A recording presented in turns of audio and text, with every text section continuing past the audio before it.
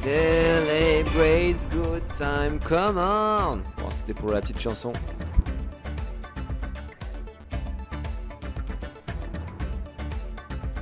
Hello les amis investisseurs minimalistes, j'espère que vous avez la super forme. J'espère que vous avez apprécié ce magnifique générique. Ça envoie du rêve, hein, la FDJ, le loto, le Keno. Et aujourd'hui, on se retrouve du coup sur l'analyse de l'entreprise, la Française des Jeux, autrement appelée FDJ. Et c'est une vidéo qui m'a été inspirée par un de mes auditeurs qui m'a demandé « Écoute Quentin, c'était suite à la vidéo sur Bonduel, il m'a dit donc tu as fait cette vidéo sur Bonduel, est-ce que tu peux nous faire une petite vidéo sur la Française des Jeux ?» Et deuxième raison pour laquelle je voulais faire cette vidéo, c'est que à côté de chez moi, il y a un tabac et à chaque fois que je passe devant, eh bien là, le matin, je pars, je bosse comme un chien. Après, je rentre le soir, je vois encore les mecs en fait qui sont devant le bureau de tabac et qui grattent des trucs, qui jouent à des paris épiques, qui parlent de ce qu'ils ont gagné, de ce qu'ils ont perdu. Et je trouve ça intéressant en fait d'analyser cette entreprise parce que de ce que je peux voir dans ce bureau de tabac déjà, j'ai l'impression que les affaires marchent fort. Donc, on se retrouve aujourd'hui pour une petite analyse où on va déjà analyser l'activité de la Française des Jeux pour voir un peu si elle est diversifiée, pour voir si le business model est rentable et peut-être rentable sur le long terme, parce qu'on n'oublie pas qu'on investit sur le long terme, donc il faut aussi réussir à se projeter à long terme. Et ce sera aussi l'occasion de voir que je vous montre un peu comment on fait pour analyser les chiffres d'une entreprise, analyser les informations clés, surtout quand on débute en bourse. Donc, on ne perd pas de temps, on se retrouve directement derrière l'écran et on commence cette petite analyse. Allez, à tout hein. Et on se retrouve derrière mon écran où on va faire l'analyse de la société FDJ ensemble. Alors pour être totalement transparent avec vous, je n'ai jamais analysé cette entreprise.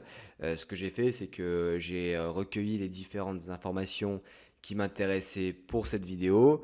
Donc je vais vous les présenter. Et pour le moment, je ne sais pas si j'ai investi sur FDJ. Ce sera aussi en fonction des résultats qu'on va trouver, des interprétations qu'on peut faire sur cette entreprise.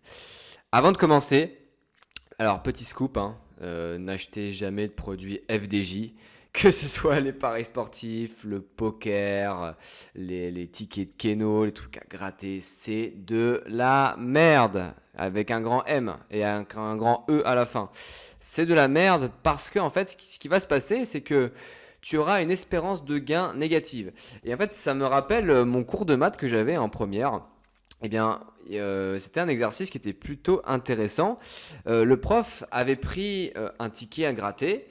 Il nous avait montré au dos en fait les différentes combinaisons gagnantes parce qu'au dos de chaque ticket à gratter, ils te mettent combien font gagner 100 euros, combien font gagner 100 000 euros, combien font gagner 1 million d'euros. Et en fait, en faisant les probabilités grâce au calcul qu'on avait appris dans le cours, on se rendait compte qu'on tombait sur une espérance de gain négative. Donc, qu'est-ce que ça veut dire? En fait, c'est que tu auras beau jouer 1000 fois, 10 000 fois, 1 million de fois, tu seras toujours perdant et ce sera toujours la FDJ qui gagnera.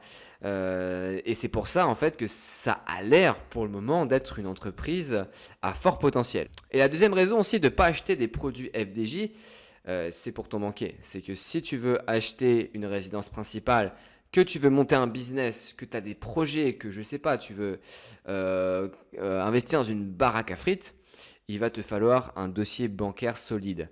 Et le banquier, de moi ce que j'ai pu voir déjà dans mes stages, s'il voit que tu as des relevés FDJ, BetClick, etc., c'est même pas la peine d'aller les voir. Ils vont même pas te calculer. Donc on commence sur ces belles paroles. On commence sur l'analyse de l'activité de FDJ déjà parce qu'on commence toujours par là. Donc la FDJ c'est quoi? C'est la Française des Jeux tout simplement. C'est une entreprise qui est spécialisée dans le secteur d'activité des services, mais plus particulièrement les casinos et les jeux. Donc c'est une nomenclature qu'il y a sur FR Investing. Et ça permet, quand on a un niveau plus avancé, de voir un peu de diversifier son portefeuille. Donc le business, en fait, il est plutôt simple et je pense que vous le connaissez. C'est ce qu'on appelle en fait le business, il est divisé en plusieurs sous-business. Donc ils vendent des jeux instantanés. Donc ça, c'est tout ce qui est jeu à gratter. Quand vous allez par exemple au tabac, eh bien, vous avez le choix d'acheter des tickets de loto. Vous pouvez aussi acheter ce qu'on appelle les jeux instantanés, style les Go, les millionnaires, les astros. Je me souviens qu'une fois sur un astro, j'en avais acheté 20 pour 40 balles. J'étais vraiment très con à l'époque, j'avais 13 ans je crois. Et j'avais gagné, il me semble, 50 euros. J'étais tout content, j'avais dit ça à tout le monde. C'était pour la petite anecdote.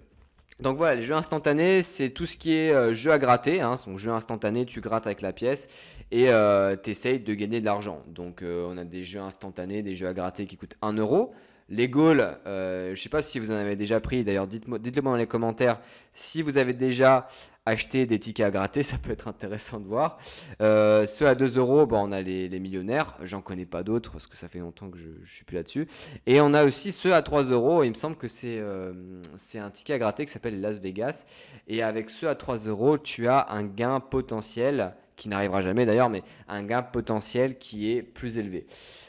Deuxième activité, dans ce qu'on appelle le core business, les activités principales, on a des jeux de tirage. Alors là, les jeux de tirage, hein, c'est le loto, le keno. C'est le vendredi sur TF1, il me semble. Tu as une belle nana qui nous présente le tirage au sort du loto. D'ailleurs, vous avez pu voir un petit aperçu dans le générique. Donc, comment ça se passe? Tu vas dans ton bureau de tabac. Tu sélectionnes un certain nombre de chiffres et ensuite, si tu as la combinaison exacte, tu gagnes 1 million, 2 millions, 3 millions, 5 millions, 10 millions. Voilà, les possibilités sont infinies. Et j'aimerais juste rebondir sur ces jeux de tirage. Pour moi, ce sont vraiment des jeux de pauvres. Des jeux de pauvres, pourquoi? Parce que on est dans le gain rapide, on n'est pas du tout dans la projection, on n'est pas dans l'investissement, on est dans l'émotion, on espère que quelque chose va arriver. Mais j'ai envie de dire, il n'y a rien qui arrive par magie. Gagner au loto, ok, peut-être une personne sur 100 millions gagnera. Mais la plupart des gens se font des fausses idées, des faux espoirs. Ils essayent de rêver en fait. Ils se disent, ah, mon métier actuel ne me plaît pas, je vais jouer au loto, comme ça je vais pouvoir changer de vie. Mais même si tu gagnes au loto, rien ne se passera, rien ne changera. Peut-être que pendant 6 mois, tu vas faire le tour du monde, tu vas boire des cocktails, mais je peux t'assurer qu'au bout de 6 mois, tu vas vite tourner en rond. Et si tu n'as pas claqué tout cet argent, bah, tu vas sérieusement te demander, remettre en question ta place dans ce monde. Donc ça, c'était ma petite parenthèse vis-à-vis des jeux de tirage. Je trouve que ça ne sert à rien. Et entre nous, moi, personnellement, ça ne m'intéresse pas de gagner au loto. Je préfère faire mes projets, gagner de l'argent, qui est une conséquence finalement. Mais je préfère faire des projets. Je suis bien comme ça. J'ai assez d'argent pour manger, pour partir en vacances, pour faire ce que je veux, pour faire des vidéos. J'ai pas besoin de gagner au loto. Bref, c'était la petite parenthèse. Et troisième activité principale, donc c'est les paris sportifs. Les paris sportifs, hein, ça explose. C'est vraiment incroyable, hein, franchement. Je pense qu'autour de vous, vous avez beaucoup de personnes qui parient, par exemple, sur l'euro en ce moment, qui parient sur les matchs de foot de Ligue 1, de Ligue 2, qui parient sur le tennis. Quand j'étais en formation dans le sud, c'était assez marrant parce que quand on était en formation, tu avais des mecs qui étaient et des meufs d'ailleurs, qui étaient sur leur téléphone portable et qui regardaient les scores. Et moi, je leur ai demandé, mais pourquoi vous regardez les scores aussi souvent? Et ils me disent, ouais, mais là, regardez, j'ai parié 100 euros que Djokovic il va gagner le premier set. Donc, c'est pour dire à quel point c'est devenu la mode, que ça s'est démocratisé les paris sportifs. De nos jours, il y a quasiment tout le monde qui parie. Et comme je l'ai dit avant, bah, ça ne sert à rien de parier. Bon, après, si tu veux te faire plaisir de temps en temps avec tes potes, pourquoi pas?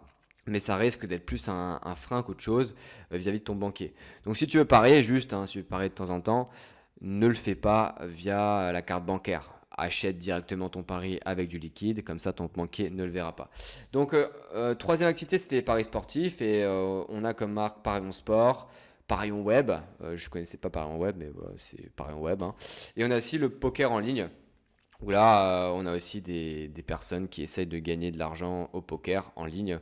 Je trouve ça assez bizarre. Moi, c'est vrai que je préférerais, si j'étais vraiment un joueur de poker, je préférerais aller au casino pour voir un peu. C'est plus fun. Mais force est de constater que c'est un business qui a l'air plutôt rentable. Le gros avantage vis-à-vis de ça, c'est que La FDJ, ils ont quasiment le monopole sur le business du jeu. Citez-moi une seule entreprise qui propose ce même genre de service, je ne pense pas que vous serez capable de le faire. Et effectivement, la FDJ, ils distribuent leurs jeux à gratter, leurs jeux instantanés, leurs paris sportifs dans les bureaux de tabac et ça représente 30 000 points de vente. Ajouté à cela, ils se sont aussi développés online. Donc, tu as une application Paris Sport, tu as plein d'applications relatives à la FDJ. Donc, c'est une entreprise qui a aussi su se moderniser.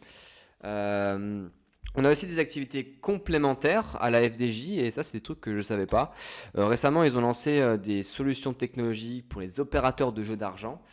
Donc à mon avis, vu qu'ils ont l'expertise maintenant dans les jeux d'argent, eh bien, ils doivent accompagner d'autres entreprises internationales, par exemple des entreprises allemandes, dans leur mise en place de systèmes, comment faire pour, je sais pas, automatiser le tirage, comment faire en sorte que le système tourne, comment faire en sorte qu'un mec qui arrive, qui parie au Keno, qui choisit 20 chiffres, eh bien, comment faire en sorte de gérer ces 1 million de personnes et faire en sorte que la transaction se déroule parfaitement. Donc je pense que ça doit être ça, de toute façon on verra ça après. Et il faut encore des offres de paiement et de services en point de vente. J'espère que c'est pas ce que je pense. J'espère qu'ils ne font pas de crédit aux personnes qui veulent acheter des tickets parce que ce serait compliqué.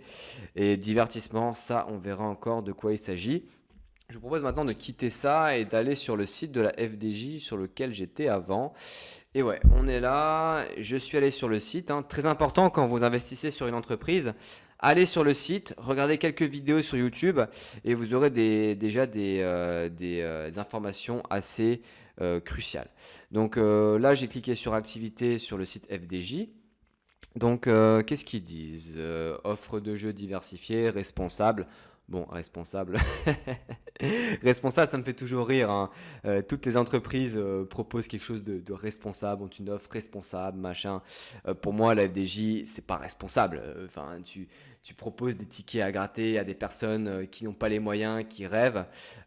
Tu détruis indirectement des vies à cause des jeux, parce qu'il faut savoir que les jeux, c'est une vraie addiction. Donc, on va pas me dire que tu es responsable. Qu'est-ce que je veux dire encore? 85 jeux d'argent, c'est ce qu'ils nous disent, donc dans les jeux à gratter, les jeux instantanés, le Keno.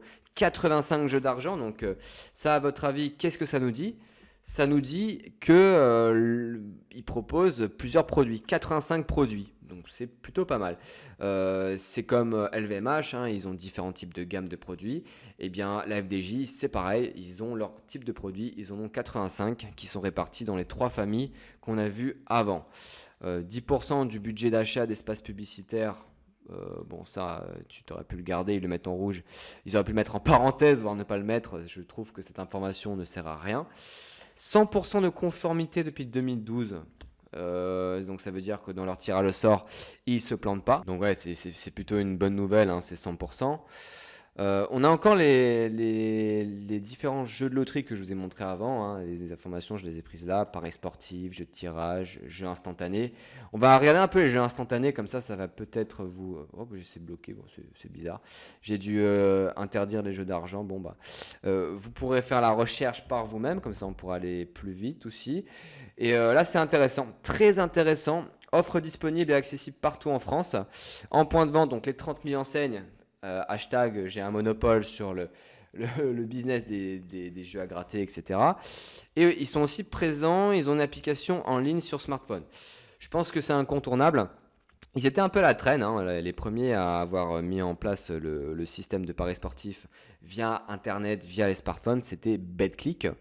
Mais force est de constater qu'ils se sont aussi mis au goût du jour, la FDJ, et qui propose des jeux en ligne. Donc à mon avis, je pense que tu peux parier sur les courses épiques, tu peux parier sur le tennis, sur le foot, donc des choses voilà, qu'on connaît grâce à BetClick, mais qui sont aussi possibles grâce à la FDJ. Ensuite, là on l'a dit avant, grand réseau, 30 000 points de vente, donc ça c'est cool. Et des activités complémentaires. Je ne sais pas si je peux aller voir activités complémentaires. Qu'est-ce qu'ils nous disent? Groupe FDJ a décidé d'explorer de nouveaux axes de développement. Alors ça, c'est bien et c'est pas bien à la fois parce que quand on vous parle de diversification dans une entreprise, il faut absolument que ça soit dans le business de l'entreprise. Si par exemple la FDJ commence à exploiter du pétrole ou qui commence à vendre des ordinateurs, tu vas te dire bon, c'est un problème. Donc c'est pour ça que c'est important de voir ce qu'ils font exactement. Qu'est-ce qu'ils nous disent? Donc paiement et services, solutions technologiques. On va voir maintenant le détail. Paiement et services. Dans le domaine des paiements, le groupe souhaite capitaliser sur son réseau de distribution et ses actifs technologiques. Intéressant. En proposant des services d'encaissement pour le compte de tiers. Ces activités permettent aussi bien de moderniser le réseau de distribution FDJ que de soutenir le réseau de bar tabac presse en zone rurale. À cet égard, FDJ a remporté un appel d'offres de la Direction générale des finances publiques pour l'encaissement en numéraire en carte bancaire des impôts, amendes ou factures locales. À compter de 2020, ce service concerne plus de 5000 points de vente dans environ 3400 communes. Il faut que je relise un peu parce que j'ai pas tout compris. Donc là, vous voyez, je comprends pas, j'essaye un peu de relire. Active techno. Activité permet. J'ai pas compris. Franchement, je comprends pas leur délire. Je comprends pas du tout. Réseau de distribution, paiement et services. Je vois pas. Tu vas payer tes impôts à la FDJ. Je vous avoue que je comprends pas ça. Donc ça va aussi rentrer en ligne de compte. Divertissement. Alors peut-être ça on va comprendre. FDJ mise sur son savoir-faire dans la création et le lancement de produits destinés à un large public avec pour objectif d'élargir son modèle d'affaires au secteur du divertissement. Dangereux, dangereux, dangereux, dangereux. À ce jour, FDJ a lancé le plan d'action suivant. Contribution dans le e-sport à l'organisation de compétitions. Oh putain, bon, le e-sport c'est un domaine qui est en plein boom, mais ils connaissent rien là-dedans.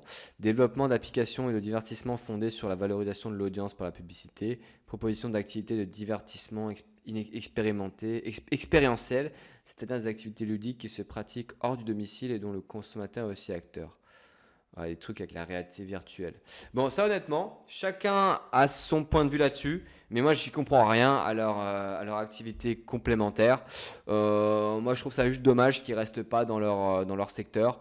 Ils sont hyper vagues. S'il y en a un qui a compris vraiment la première offre, la deuxième offre, bon elle est compréhensible, mais qui a compris aussi la troisième offre, eh bien dites-le moi parce que franchement, là j'avoue que je ne comprends pas trop. Où est-ce qu'on en était? On en était sur la troisième. Alors, la troisième étape maintenant, c'est d'analyser les chiffres. Là, on a analysé l'activité, on a vu qu'il y avait plusieurs produits, on a vu que c'est une entreprise qui a le monopole sur les jeux de hasard. C'est une entreprise qui a des projets de diversification qui sont à peine compréhensibles. Moi, je n'ai pas compris ce qu'ils veulent faire personnellement. C'est une entreprise qui a su se diversifier, qui est maintenant online, qui a pris comment dire, la révolution numérique et qui s'est numérisée. Donc là, pour le coup, déjà à moitié chemin, je ne sais pas si j'irai dessus, donc il faut vraiment que les chiffres me valident tout ça. Même si c'est un bon business model, j'avoue que leur diversification bizarre, là, je ne comprends pas trop. Analyse des chiffres. Alors, au niveau de l'analyse des chiffres, voilà, FDJ, c'est une capitalisation, c'est une mid-cap à 10 milliards d'euros. Donc, ça veut dire qu'elle a une capitalisation de 10 milliards. On fait le prix de l'action fois le nombre d'actions, ça te donne la capitalisation de 10 milliards. C'est une entreprise de taille moyenne, hein. C'est une grosse boîte, hein, on va pas se mentir. Mais par rapport à des mastodontes comme Total, LVMH, L'Oréal, on est bien en dessous. Bon, ça, je pense que c'est parce qu'ils se sont introduits sur les marchés boursiers il n'y a pas longtemps. On va aussi analyser les données financières, donc ça on le fera après. J'irai sur le site pour vous montrer un peu comment je fais pour analyser. On va aussi analyser le dividende et le cours de bourse. Donc on va faire ça dans l'ordre. Comment je fais? Je vais sur FR Investing pour analyser les chiffres. Donc je vais le refaire avec vous, hein. Je fais FDJ. Là, l'idée, c'est de vous montrer en gros comment je fais. Mais si vous voulez avoir un accompagnement et une formation complète à ce sujet sur l'investissement à long terme en bourse, vous avez la formation Générer votre deuxième salaire avec la bourse. Le lien se trouve dans la description. Il y a quasiment une quinzaine de personnes qui ont rejoint le programme. Donc ça a bien du succès. On a des très bons résultats. Donc si vous voulez rejoindre l'aventure, n'hésitez pas. Le lien se trouve dans la description. La Française des Jeux, on est dessus. Donc ce qu'on va faire, c'est qu'on va aller dans profil financier. Et moi, j'aime regarder le compte de résultats. Le compte de résultats, ça va nous permettre de voir le chiffre d'affaires, l'évolution du chiffre d'affaires, l'évolution du résultat d'exploitation. Je vous explique ça tout de suite. Alors, c'est plutôt sympa. On a un historique sur 4 ans. Moi, je regarde sur 4-5 ans. Il peut m'arriver de regarder sur 10 ans, mais j'aime bien avoir une vision assez moyen terme quand je regarde les chiffres. Donc, au niveau de l'évolution du chiffre d'affaires, on a une petite augmentation, on passe de 1,7 milliard en 2017 à 1,9 milliard en 2020. Mais ce qui est intéressant, c'est qu'entre 2019 et 2020, le chiffre d'affaires de la FDJ n'a pas baissé malgré la crise sanitaire. Et ça, je peux vous l'expliquer, hein, c'est que les gens, ils avaient tous le chômage partiel. Ils sont quand même allés dans les bureaux de tabac pour acheter des tickets à gratter, pour essayer de gratter 1 ou 2 billets grâce au Keno. Donc, à mon avis, c'est pour ça. On a une petite baisse, mais pas grand-chose comparé à d'autres entreprises. Donc, au niveau des chiffres, c'est plutôt pas mal le chiffre d'affaires. Moi, j'aime bien, surtout que ça s'est bien maintenu pendant la crise. Donc ça, on pourrait dire que c'est une entreprise qui survit, qui résiste relativement bien aux crises. Maintenant, ce qu'on peut regarder aussi, c'est le résultat des opérations. Le résultat des opérations, c'est quoi? C'est quand tu prends le chiffre d'affaires de la FDJ et que tu vas enlever toutes les charges qui sont liées à l'activité de l'entreprise. Donc par exemple, l'impression des tickets, combien ça leur coûte, ils doivent payer des salaires, ils doivent payer des ingénieurs, ils doivent mettre en place des systèmes de paiement, il y a aussi peut-être des redevances à payer. Voilà, je ne sais pas, il y a plein de charges qui sont attachées à l'activité même de l'entreprise. Là, on ne parle pas d'impôts, on parle de l'activité même de l'entreprise. Et pareil, on a un résultat d'exploitation qui passe de 258 millions en 2017 à 292 en 2020, avec une petite correction entre 2018 et 2019. Mais j'aime bien, c'est pas transcendant, mais ça va, on va dire. Et enfin, le résultat net, c'est ce qui reste à l'entreprise une fois qu'elle a déduit toutes ses charges, une fois qu'elle a payé les salaires, les impôts, qu'elle a réglé ses fournisseurs, qu'elle a, qu'elle a payé ses locaux, etc., etc. Toutes les charges qu'une entreprise a dans son activité, eh bien, elle le déduit du chiffre d'affaires et on a le résultat, ce qui lui reste à la fin. Et on a un résultat qui est positif. Donc ça, c'est super, c'est une super chose. Donc, au niveau des données financières, là, c'est plutôt sympa, je dois l'avouer. Et on va regarder maintenant le dividende, parce qu'en tant qu'actionnaire, c'est ce qui nous intéresse, le dividende. N'investissez pas sur des entreprises qui proposent pas de dividendes si c'est votre objectif d'en avoir.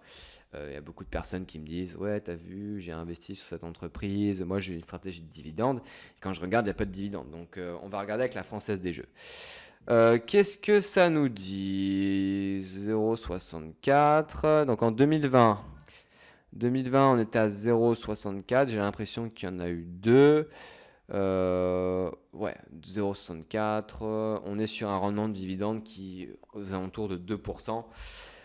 Donc, c'est quoi la raison? À mon avis, c'est parce que la FDJ, pour le moment, c'est pas leur priorité de verser des gros dividendes.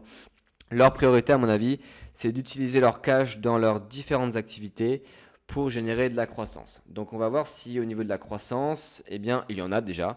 Et pour ça, on va regarder le cours de bourse. Donc FDJ, voilà, elle est là depuis son introduction en bourse. On va se mettre en une semaine pour avoir le total.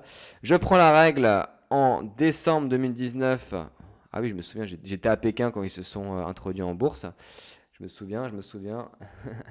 Et on va regarder jusqu'à maintenant. Donc la FDJ, ça fait quoi? Ça fait 124% en 1 an et 6 mois. C'est pas mal du tout, on va dire.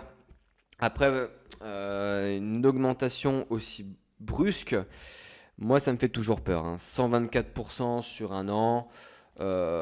C'est vrai que là on n'a pas l'historique sur 10, 15, 20 ans. Moi j'aime bien regarder sur 15, 20 ans ce qui se passe au niveau du cours de bourse. Et là, on est sur 124% et rien nous dit que dans 2 ans, eh bien, l'entreprise elle va se casser la gueule.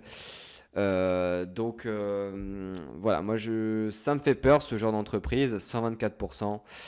On va voir ensemble si on l'achète ou pas. Donc, à votre avis, est-ce qu'on achète l'action FDJ? Le business model, j'aime bien. Honnêtement, le business model, on va l'appeler BM, hein.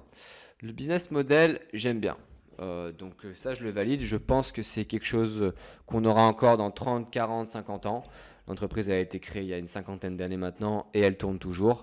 On a des bons résultats financiers aussi, donc RF, résultats financiers, ils sont bons sans pour être transcendants, mais on va quand même le valider. Mais après, moi, c'est plus le dividende. Pour moi, il n'y a pas encore assez d'historique. J'aime bien investir sur les entreprises qui ont un bon historique de dividendes pour voir s'ils ont réussi à maintenir, voire augmenter leurs dividendes au cours des années. Là, on l'a pas avec la FDJ. Et le cours de bourse, est-ce que le cours de bourse, voilà, c'est 120% en un an, est-ce que c'est stable à long terme? Est-ce que c'est périn? Moi, honnêtement, j'y crois pas trop. J'y crois pas trop à cette augmentation de 120%. Peut-être que je me trompe, mais je qualifie ça comme un investissement qui est pour le moment spéculatif.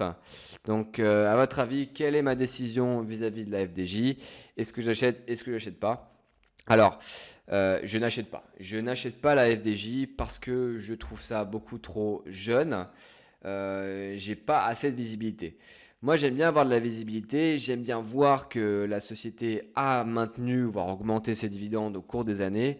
J'aime voir qu'il y a un cours de bourse, si c'est une croissante, que c'est pas abusé l'augmentation tout simplement avec des mots simples. Donc je me positionne pas sur l'entreprise.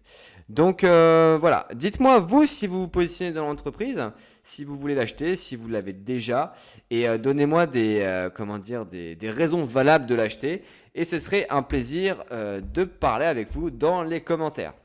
Donc sinon, avant de finir cette vidéo, vous pouvez toujours télécharger votre formation offerte. Le lien se trouve dans la description.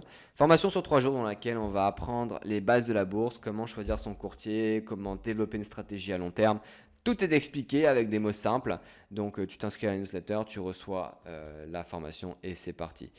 Et sinon, on se dit une bonne journée, bonne soirée et à très bientôt. Merci pour ton attention et tu peux également regarder d'autres vidéos sur cette chaîne et t'abonner également. À très bientôt.